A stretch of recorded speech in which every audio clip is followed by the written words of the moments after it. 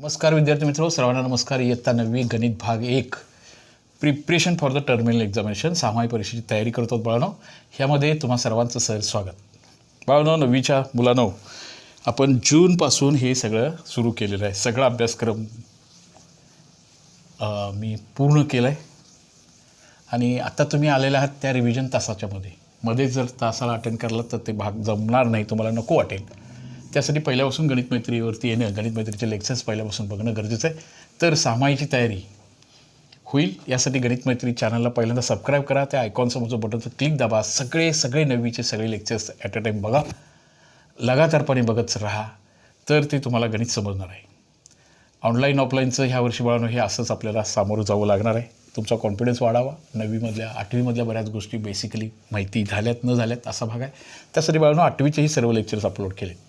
तुमच्यापैकी कुणा विद्यार्थ्याला काही शंका किंवा एखाद्या वेळेला ते जॉईन व्हायला अडचण आली तर माझ्या व्हॉट्सअपवरती तुम्ही मेसेज करा, तुम्ही हाय पाठवा, मी तुम्हाला त्या लिंक्स वगैरे पाठवतो आहे. मित्रांना सांगा, ज्यांना कोणाला आहे तसं पाठवा की मला 9वीची लिंक पाठवा, 10वीची लिंक पाठवा, 8वीची लिंक पाठवा, असं मी तुम्हाला पाठवून देतो आहे.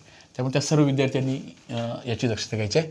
आता आपण सामायिकच्या तयारीमध्ये हा वास्तव संख्या सेकंड टॉपिकचं फर्स्ट टॉपिकमध्ये जवळजवळ सगळं संपलं. यानंतर आपण 1-2 पेपरही तुम्हाला पाठवून देतो आहे.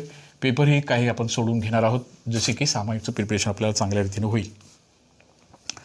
पुढील प्रश्नांच्या बहुपर्यायी उत्तरापैकी योग्य पर्याय निवडा.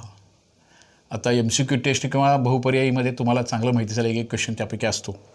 खालीलपैकी अपरिमेय संख्या कोणती? परिमेय आणि अपरिमेय संख्या यांची ओळख. 1-2 टेक्निक्स आपण त्याच्यामध्ये वापरणार आहोत की या संख्येला अपरिमेय संख्या.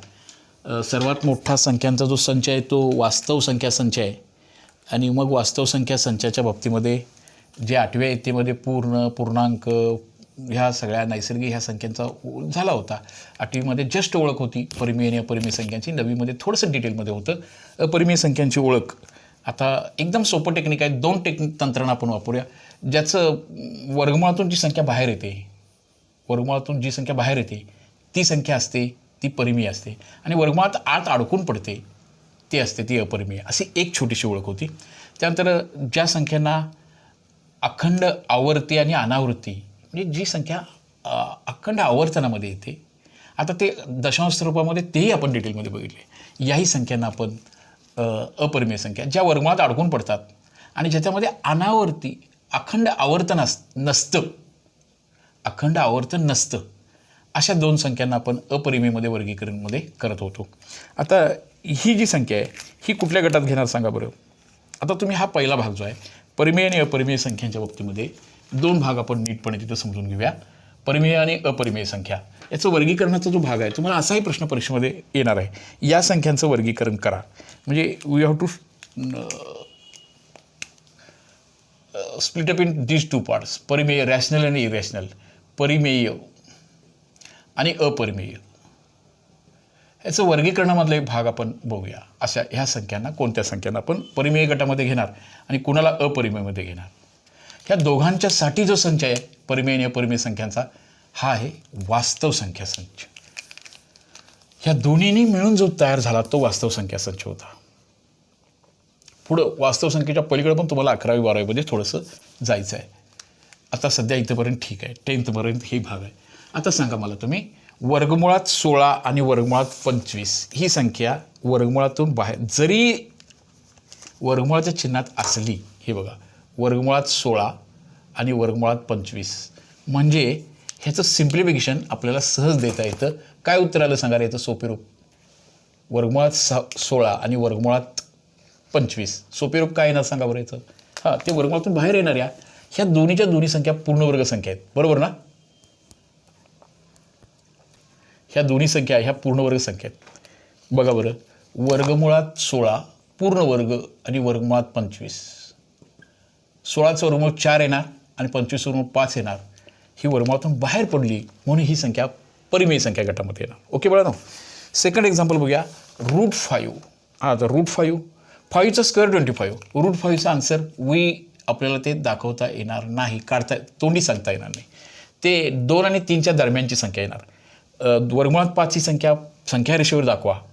हा जो भाग आपण शिकला होता वर्गमुळात 5 ही संख्या, इथं 0 घेणार, इथं 1 घेणार, इथं 2 घेणार, नंतर आपण इथं 1 घर जाणार आणि हे जे आहे 2चा वर्ग आणि 1चा वर्ग, आता ही संख्या असणार आहे वर्गमुळात 2, ही वर्गमुळात 5 येणार आहे आणि ही संख्या पूर्ण वर्ग संख्या नाही, असं एक दाखवायचा भाग होता बघा. म्हणजे हिचं वर्गमूळ करता येत नाही म्हणून हिला अपरिमेय संख्येच्या गटामध्ये आपण घेणार आहोत. ओके बाळांनो. थर्ड आहे 3/9. हां, नॉट स्क्वेअर रूट वगैरे काहीच भानगड नाही, सरळ 3/9 म्हणजे 1/3 आहे, परिमेयमध्ये घेणार. चौथी संख्या आहे वर्गमुळात 196. हां, ही तर वर्गमुळाच्या बाहेरच आहे आणि ही वर्गमुळात 196 ही संख्या वर्गमुळातून बाहेर येऊ शकते. बघा विसरलं काय, कोरोना झाला का बघा त्याने वर्गमुळाच्या संख्येचं यांच्यासाठी सुद्धा. हां, काय येईल सांगा रे, 169 is the square root of 169 is 39 आणि ह्याचं फक्त अदलाबदल करायचं आहे, दॅट इज इक्वल टू 14. बघा 14 × 14 करून 14, 14 चौक 56, 14 एके 14 आणि 5 19, ही संख्यासुद्धा आरामात बाहेर येते तिचं वर्गमूळ. म्हणून सांगा या 4 संख्यांच्यापैकी 16/25 वर्गमुळात आहे, पण ती वर्गमुळातून बाहेर पडू शकते. ही तर ऑलरेडी त्यात बाहेरच आहे आणि ही पण बाहेर पडली, पण ही बाहेर पडली नाही म्हणून ही अपरिमेय संख्या आहे. या 4पैकी कोणत्या संख्येला अपरिमेय संख्या म्हणून तुम्ही निवड कराल, याच्यामध्ये सेकंड पर्याय होता बघा, ही संख्या आपल्याला त्या गटातून बाहेर पडेल. ह्या परिमेय आणि अपरिमेयची ओळख बाळांनो आपल्याला फर्स्ट अटेम्प्टमध्ये करून घ्यायची होती. हे झालं वर्गमुळाच्या टेक्निकच्या बाबतीत. खाली काही संख्या दिल्यात बघा, त्या ऑलरेडीच वर्गमुळातून बाहेर आहेत, तरीसुद्धा त्यामध्ये असणारी जी संख्या आहे त्याला एका गटाला आपण परिमेयमध्ये घेतो. आता बाळांनो दशांश रूप, एखाद्या अपूर्णांकाचं दशांश रूप, या संख्यांचं दशांश रूपसुद्धा आवर्ती येतं. ज्या संख्यांचं दशांश रूपामध्ये आवर्तनं येतात, पुन्हा पुन्हा ते रिपिटेशन होतं, जसं की 22/7. 22/7 सुद्धा रिपिटेशन येतं, म्हणजे पाय हा नंबरसुद्धा परिमेय संख्येमध्ये मोडतो, बरोबर ना. तसं इथं आता आपल्याला सेकंड टेक्निक, आपण दुसरं तंत्र वापरतो आहे. ह्या सगळ्या संख्या वर्गमुळात 0.17, ह्यात आवर्तन नाही पण आहे, आणू शकतो आपण, शून्याचं आवर्तन आहे. आवर्तन आलं तर ते परिमेय, याची ओळख आपण करून घेतलेली आहे. त्याच्यानंतरचं एक्झाम्पल आहे बघा 1.513 आणि त्याचं आवर्तन. इथं आवर्तन नाही पण शून्याचं आहे, इथं आवर्तन आहे. त्याच्यानंतर 0.27 × 46, इथं पण 46चं आवर्तन आहे. ज्या संख्यांच्यामध्ये आवर्तन आहेत ना, त्या सगळ्या संख्यांना परिमेय गटामध्ये मोडतात, कारण त्याचं आपल्याला दशांश रूपामध्ये रूपांतर करता येतं. ह्या संख्या अशा दशांश रूपामध्ये ह्या अपूर्णांकामध्ये रूपांतर करता येतं. वर्गमुळातून बाहेर पडणे. आणि इथं अशी एक संख्या लिहिलेली आहे बघा, ह्या संख्या अशी लिहिली आहे, 0.10100100100 असं असेल. इथं मात्र बाळांनो आवर्तन नाही, इथं मात्र आवर्तन नाही आणि इथं ह्या सगळ्या अनावृत्ती संख्या आहेत, म्हणजे एकसारखंपणा नाही आहे तिथं. सर 1 आहे 0 आहे, पण बघा बाळांनो इथं 2 1च्या मध्ये 1च 0 आहे, इथं 2 1च्या मध्ये 2 0 आहेत, इथं 2 1च्या मध्ये 3 0 आहेत, म्हणजे आवर्तन नाही आहे. नॉट आवर्तन म्हणजे काय बघा, पुन्हा पुन्हा ही 513 513 513 46 46 46 असं यायला पाहिजे. इथं आवर्तन नाही आहे, इथं परत 1 2 3 4 होणार आहे आणि मग 1 येणार आहे. शून्यांची संख्या वाढते आहे, there is not constant zeros, म्हणजे इथं आवर्तन नाही. म्हणजे परिमेय अपरिमेय संख्यांची ह्या दोन्ही संख्यांच्या समूहाला आपण म्हणतो ते वास्तव संख्या म्हणत असतो. बाळांनो हा बदल नीट लक्षात घ्या. थोडंसं 8वीतल्या परिमेय संख्या, 9वीतल्या अपरिमेय संख्या, दोन्हीचं कॉम्बिनेशन म्हणजे वास्तव संख्या. ज्या संख्या वर्गमुळातून बाहेर येऊ शकतात, ज्या पूर्णवर्ग संख्या आहेत त्यांना आपण परिमेयमध्ये गणतो. आणि दशांश रूपामधल्या ज्या संख्यामध्ये आवर्तनं असतात, आवर्तन पुन्हा पुन्हा पुन्हा पुन्हा येणारं असतं, त्याचा भागाकार पण आपण करायला शिकलो आहे कालच्या अजून ह्याही एक्झरसाइजमध्ये परत येणार आहेत. अशा संख्यांना आणि ज्या संख्या अनावृत्ती आहेत, जिथं आवर्तनं येणार नाहीत, अशा संख्यांना आपल्याला अपरिमेय गटामध्ये घ्यायचं आहे. लक्षात आलं बाळांनो. तर असे हे पहिले 2 प्रश्न होते, परिमेय आणि अपरिमेयचं वर्गीकरण करणे. तुम्ही ह्यातला अचूक पर्याय निवडू शकता. या पहिल्यामध्ये ह्या 1 2 3 4 मधल्या 1 2 3 4 ह्यामधल्या ह्याला अपरिमेय संख्या म्हणून घेणार आहे आणि या 1 2 3 4 मधल्या ही अनावृत्ती असल्यामुळं, त्याच्यामध्ये आवर्तन नसल्यामुळं असं हे असणार आहे. आणि अनावृत्ती असल्यामुळे ही सुद्धा आपल्याला अपरिमेय संख्या अशी म्हणून आपल्याला ती संख्या घ्यावी लागणार आहे, कारण ती अखंड अनावृत्ती आहे. लक्षात घ्या, अखंड अनावृत्ती असणे जिचं ती पूर्णवर्ग संख्या नसणे, ती संख्या वर्गमूळातून बाहेर न येणे, या संख्यांना आपण अपरिमेय संख्या असं म्हणणार आहोत. हां, पुढीलपैकी कोणत्या संख्येचे दशांश रूप अखंड आवर्ती असेल? अखंड आवर्ती असेल यासाठी पण एक टेक्निक, एक तंत्र आहे बघा. तुम्हाला लक्षात आलं असेल, भरपूर गणित आपण याच्यापूर्वी सोडवले. आता इथे 4 गणित सांगतो, त्याचं पडशी ओळख कशी करून घ्यायची आपल्याला. न सोडवता काही गणित आपण प्रश्नसंचमध्ये शिकतोय, तर तुम्ही हे 4च्या 4 अखंड आवर्तन या पेपरमध्ये तपासत बसणार का, करत बसणार का? त्याच्या काही टेस्ट किंवा काही कसोटी आपल्याला माहिती असायला पाहिजे. पहिली संख्या बघा, त्याच्यामधली असणारी 2/5. दुसरी संख्या आहे 3/16. तिसरी संख्या आहे 3/11 आणि चौथी आहे 137 आणि (25). लक्षात घ्या, हे अखंड आवर्ती असणारी संख्या, कोणत्या संख्येचे दशांश रूप हे अखंड आवर्ती असणार आहे हे ठरवत असताना, अखंड आवर्ती असेल, दशांश रूप अखंड आवर्ती असण्यासाठी काही टेक्निक्स होते. ते टेक्निक असं होतं बघा, ते अखंड आवर्तन ठरवते ती ही संख्या. हे बघा, ह्याचे मूळ अवयव 5 आहेत, ह्याचे मूळ अवयव 2 आहे, ह्याचे मूळ अवयवमध्ये 5 आहे बघा. मूळ अवयव पुढं 2 2 2 2 5 5 1 5. मूळ अवयव, मूळ संख्या कोणती? हे. इथं मूळ संख्या 2 किंवा 5 नाही, 2 किंवा 5 ही अवयव त्याचा असायला पाहिजे, तर ते अखंड म्हणजे अखंड आवर्तन असण्यासाठी 2 किंवा 5 नसायला पाहिजे. म्हणजे ह्यातली वेगळी संख्या अशी होती, 11च्या छेदाचे 2 किंवा 5 हे संख्येचे अवयव नाहीत, म्हणून 3/11 ही संख्या अखंड आवर्तन आहे. हे सहज निरीक्षणातून असं लिहिता येतं. अखंड आवर्ती असण्यासाठी छेदस्थानी जी संख्या असते तिच्या अवयवामध्ये 2 किंवा 5 हा कॉमन अवयव असायला नको पाहिजे. याची काही गणित आपण पाठ्यक्रमाच्या तासाच्या वेळेला नीटपणे बघितलेत बाळांनो. तुम्ही जरा नीटपणे लक्ष देऊन बघितलं तर तेही भाग तुमचा क्लिअर होईल चांगल्या रीतीनं. हां, प्रश्न 4 बघा, P/Q मध्ये हे कसे मांडाल? आता हेही आपण शिकलो होतो, पण त्याचं उत्तर आता पडशी तुम्हाला तयार करायचं ही टेक्निक्स माहिती पाहिजे. जरा परत एकदा बघा. परत मित्रांनो, 2 किंवा 5 अवयव नाही ना, ते अखंड आवर्तनमध्ये टाकायचं. हे एक टेक्निक काही गणितामध्ये आपण बघत गेलो. आता ह्याचं दशांश रूपामध्ये मांडा. ह्याचं उत्तर तुम्हाला निरीक्षणातून सांगता आलं पाहिजे होतं. काय उत्तर येतं बघूया. निरीक्षणातून पण सांगता आलं पाहिजे, पण तरी पण त्याचं सोल्युशन पण जरा माहिती असू दे.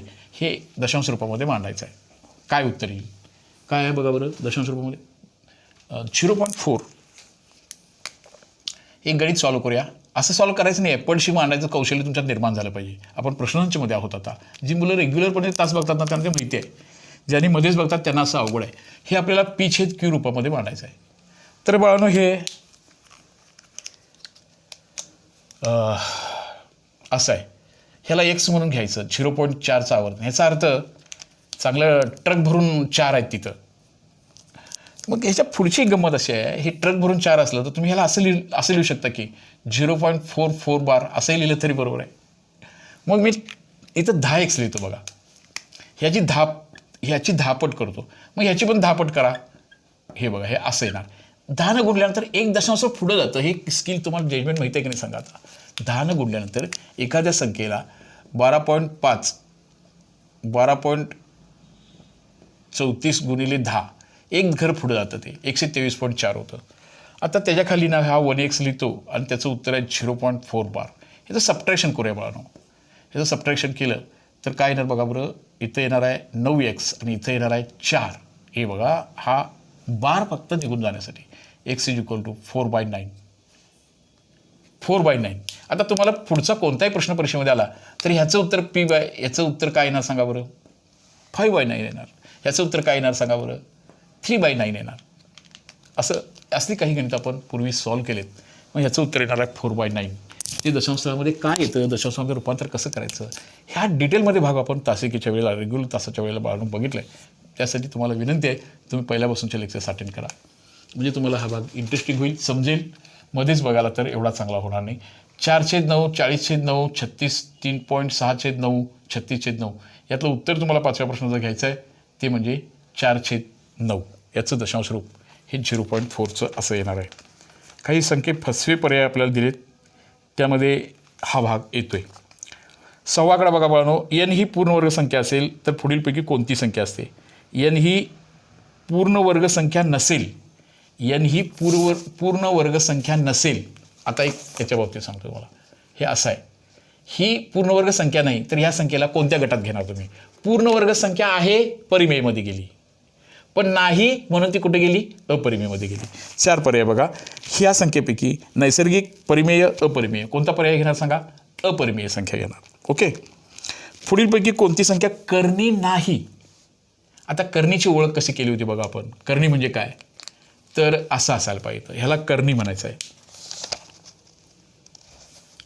कर्णीचे टेक्निक्स, एक 2-3 टेक्निक्स आपण कर्णीचे शिकलो होतो.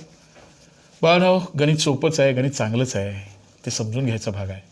पुन्हा सांगतोय, गणित मैत्री चॅनलला सबस्क्राईब करायला विलंब करू नका.